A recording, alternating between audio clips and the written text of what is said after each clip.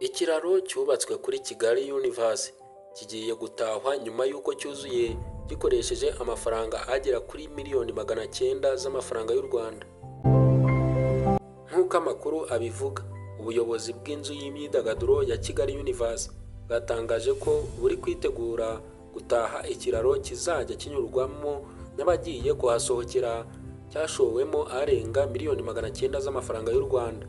Ibi byemejwe na Ken Mugarura, umuyobozi ushinzwe ibirori n'ibitaramo bibera muri Kigali Universe, mu kiganiro cyihariye yagiranye n'Igihe.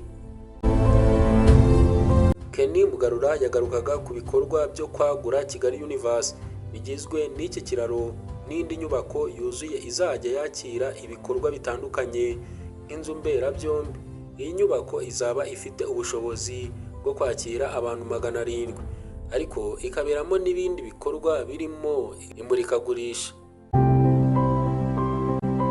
Uretse iyi nyubako, Ken Mugarura yavuze ko bagifite umwanya munini wo kubakaho ibindi bikorwa hejuru y'inyubako ya CHIC.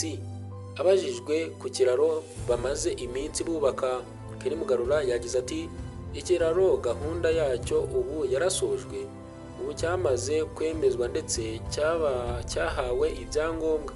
Igisigaye ni ukukimurika muri uku kwezi kuri kurangira cyangwa ukwa Gashyantare gutangira. Ken Mugarura yavuze ko ari ikiraro cyiza kandi cyabahenze, bityo asaba abagenda mu mujyi wa Kigali ko umunsi wo kugitaha bazagitemberaho bakanahafatira amafoto. Avuga ku giciro cy'iki kiraro, Ken Mugarura yagize ati ni ikiraro gihagaze amafaranga atari make. Buriya agaciro kacyo yaba kuzana ibicyubatse kuko byavuye hanze ndetse no kucyubaka bihagaze arenga miliyoni 900 z'amafaranga y'u Rwanda.